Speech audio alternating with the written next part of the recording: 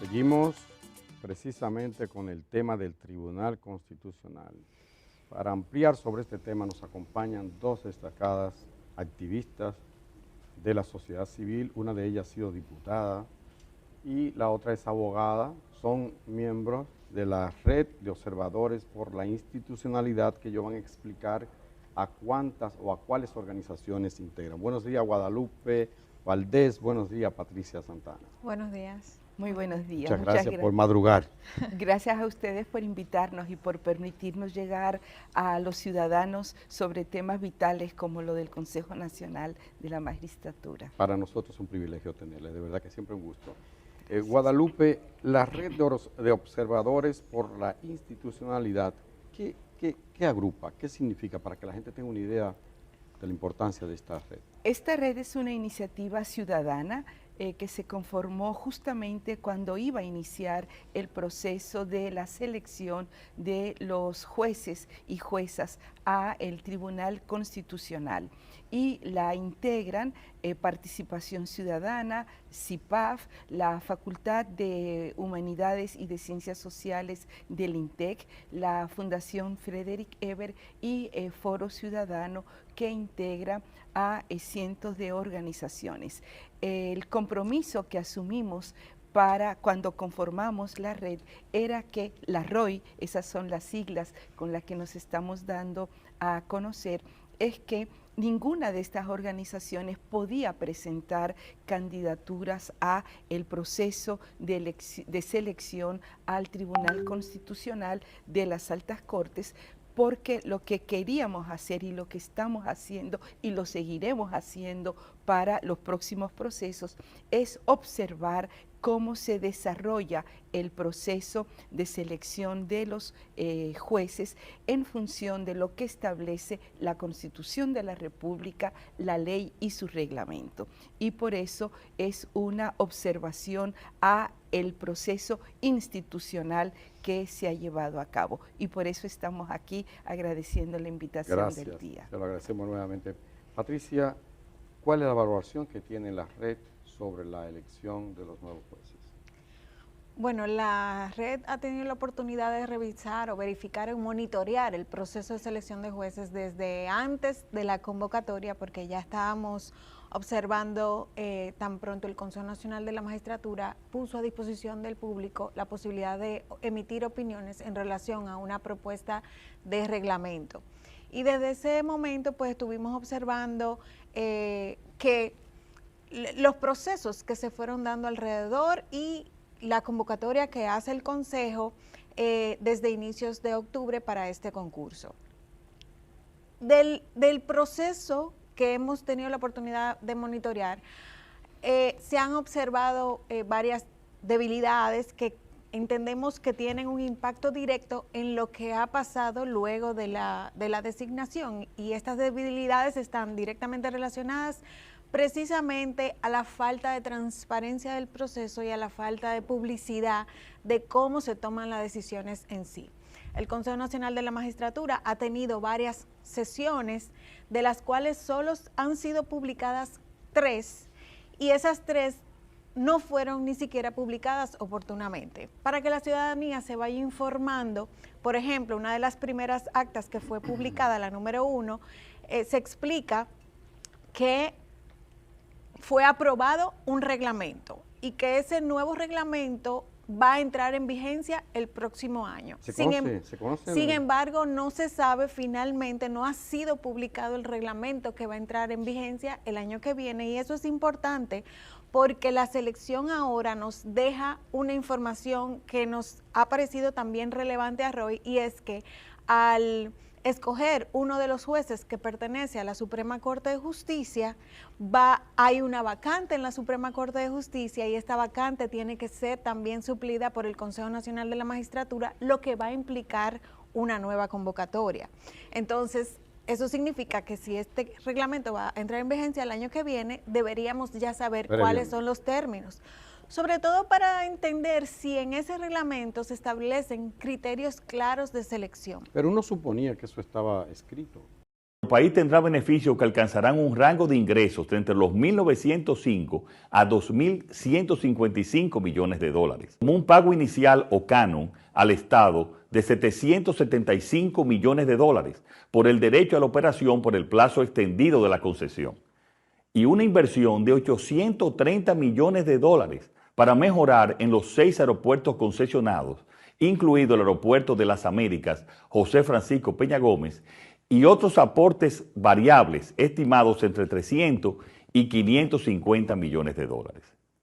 El extraordinario desempeño del turismo y el desarrollo del país como centro comercial, que han motivado un crecimiento de doble dígito en el tráfico de pasajeros, hace que sea impostergable la construcción de una nueva terminal adicional en el Aeropuerto Internacional de las Américas José Francisco Peña Gómez.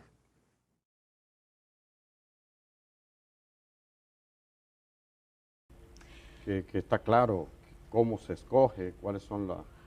No se han establecido estos criterios y es cierto que la ley, la Constitución y el propio reglamento vigente, el 1.17, nos dan información suficiente para establecer los criterios y parámetros y para que haya la posibilidad de diseñar una metodología de evaluación, que fue la propuesta que hizo Roy antes de que iniciaran las evaluaciones. El 9 de noviembre, la red en una rueda de prensa publicó una matriz de evaluación en la que se establecen una serie de indicadores y criterios que entendemos que son importantes con puntajes. Esta matriz fue remitida al Consejo Nacional de la Magistratura, tanto en su integridad como a cada uno de sus miembros y miembros. No tenemos conocimiento todavía de si no hemos recibido respuesta. La matriz también se compartió con todas las organizaciones que postularon candidaturas y con otras organizaciones, tanto de la sociedad civil, de sectores empresariales, como el CONEP e instituciones del Estado. Sin embargo, no sabemos cuáles fueron los criterios de evaluación. De hecho... Creo muy válido la preocupación. Sin embargo, ¿no temen ustedes que desde algún sector le digan que ustedes pretenden dirigir desde fuera al Consejo Nacional de la Magistratura? En absoluto. No. En absoluto, porque ustedes están estableciendo los criterios que válidamente consideran pertinentes para una buena selección. Es que la Constitución de la República establece el derecho que tenemos de participar y de que temas que son esenciales para la vida democrática de nuestra sociedad, la sociedad civil se exprese. Por eso la Constitución establece el control social también sobre los poderes del Estado. En este caso, lo que la ROI ha hecho ha sido una propuesta metodológica para que se conozca además el reglamento 1.17 y la propia ley del Consejo Nacional de la Magistratura establece que el proceso tiene que ser transparente, abierto, para que la ciudadanía pueda opinar y se tomen en cuenta sus puntos de vista. En este sentido, nosotros no queremos controlar ni dirigir, pero sí queremos que procesos como este se correspondan con el fortalecimiento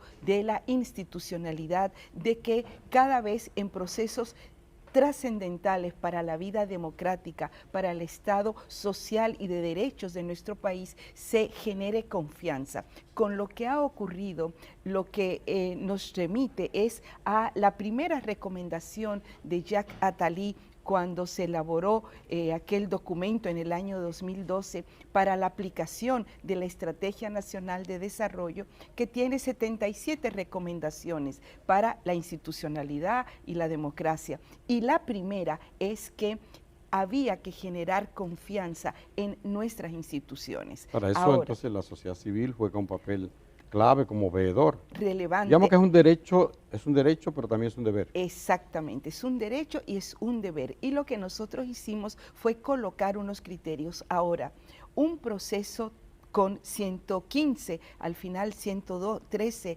participantes, ¿cómo es posible que se conozcan previamente 3 de los 5 que fueron seleccionados. O sea, eso es lo que genera suspicacia y lo que obviamente a la ciudadanía no conocer cuáles fueron los criterios que utilizó el Consejo o los integrantes del Consejo Nacional de la Magistratura para decidir cuáles serían, llama la atención y nos invita a que hay que hacer una profunda reflexión para fortalecer la institucionalidad y la metodología.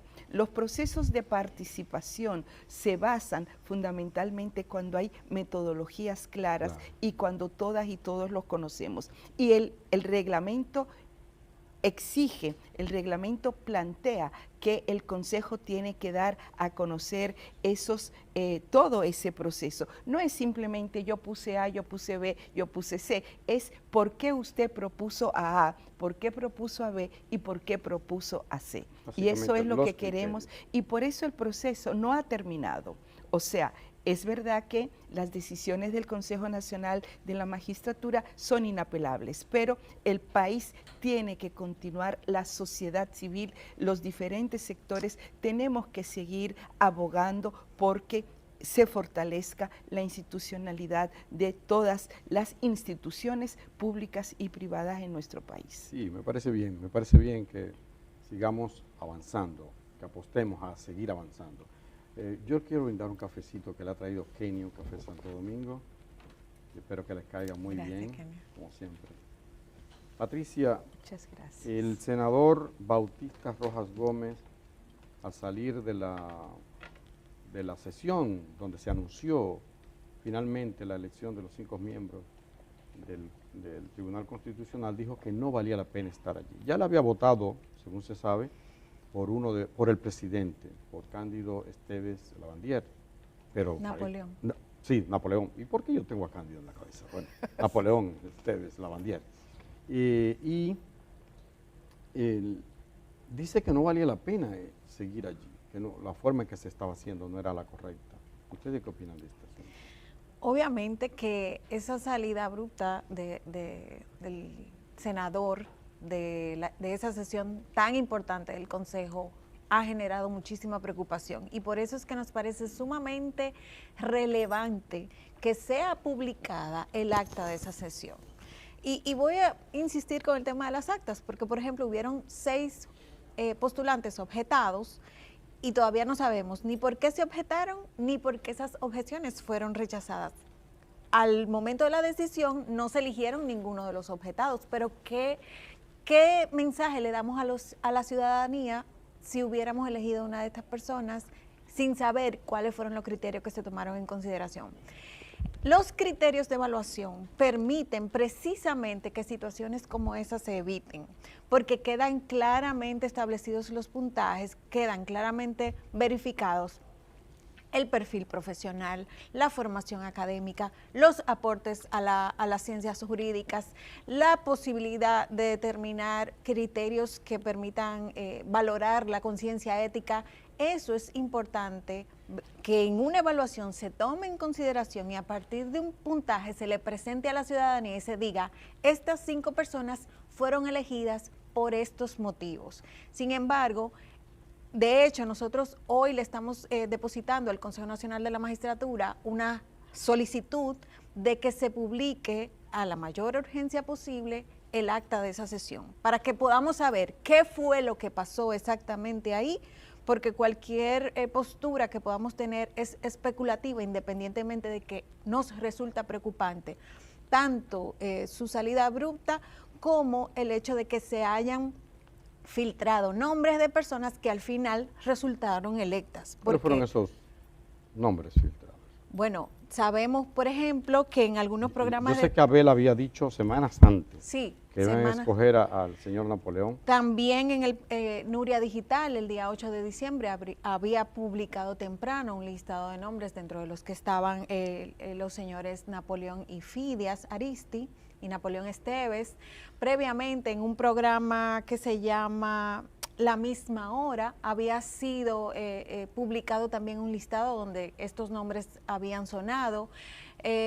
nos había llegado Esos también. esos dos. Sí, habían algunos rumores también en donde se filtraba el nombre de la procuradora Armi Ferreiras. Esos 3 nombres ya sonaban antes de la selección y nos resulta, llama mucho la atención que siendo estos nombres los que estaban en esas listas que se filtraban resultaran al final electos. Y obviamente que, como señalaba Guadalupe, esto genera desconfianza, no solamente para la ciudadanía, sino también para las personas que se interesan en participar en estos procesos. Los criterios le garantizan a las personas que se postulan cuáles son sus propias posibilidades de llegar. Y eso es sumamente importante. Es una La gente garantía, sabe a qué va. es una garantía para las personas que se postulan, es una garantía para la ciudadanía que tiene todo el derecho de vigilar y en eso se sustenta esta labor que estamos haciendo desde la red, de vigilar y monitorear procesos democráticos como son estos, en donde se seleccionan jueces de las altas cortes y muy particularmente el Tribunal Constitucional, que es uno de los órganos de mayor peso para realizar el control de las actividades del Estado cuando se trata de el orden constitucional y la defensa de derechos fundamentales. Una pregunta con toda sinceridad, como me suele pasar, aunque yo no quiera. ¿Ustedes están contestes de que la elección de las altas cortes es una decisión meramente política? Meramente política. Y que por tanto lo que decida quien tenga mayoría allí es lo que va a pasar. ¿Están contestes de eso? Obviamente. O entienden que sí, que es un concurso y bueno, este sacó 90 y este 95, bueno, pues va el de 95.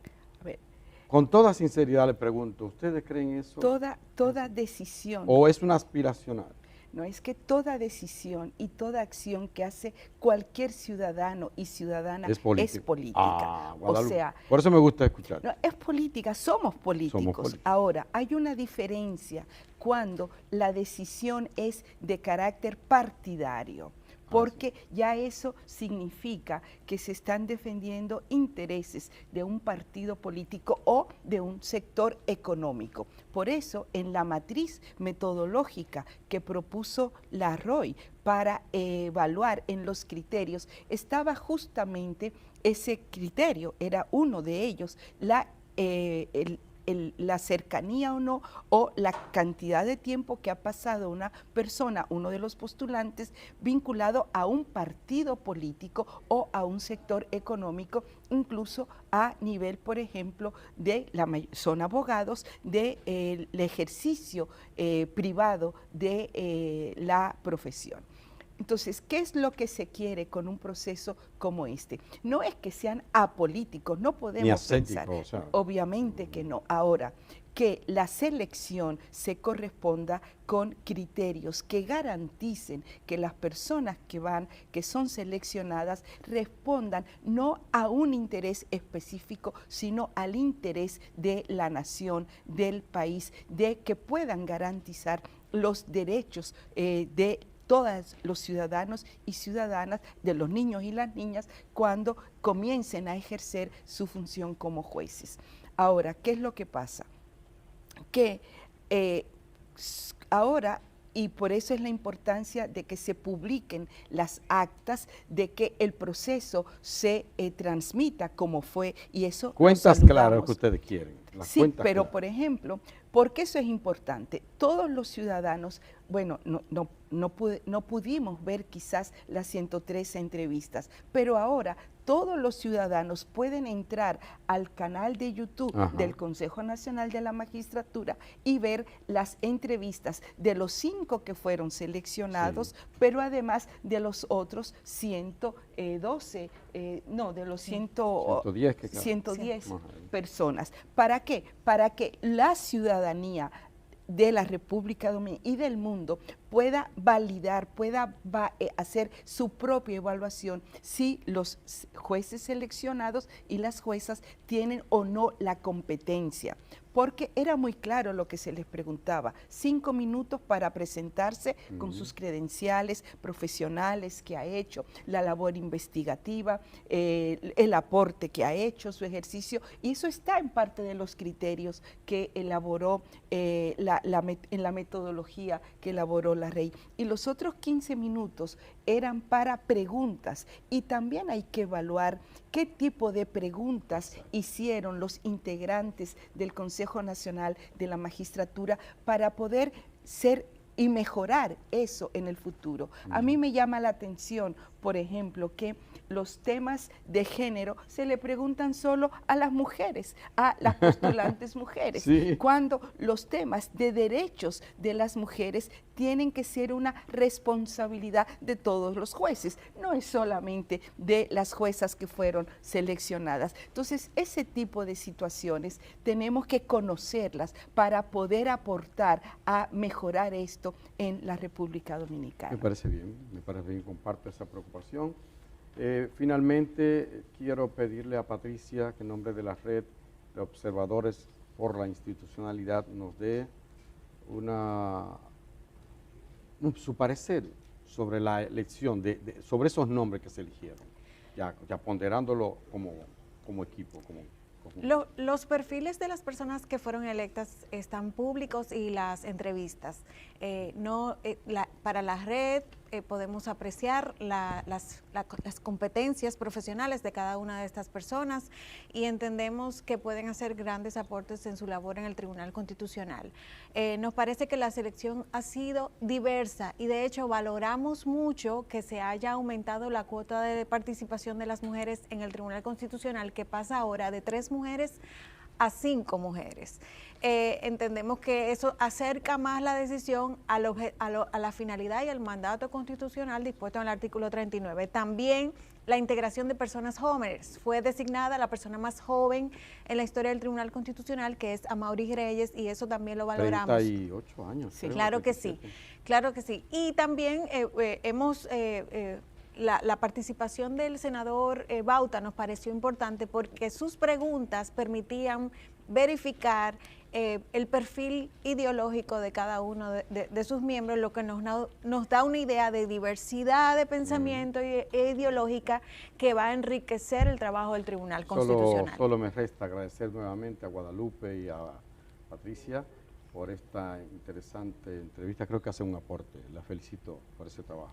Nosotros hacemos una breve pausa y retornamos con más del día. Muchas gracias.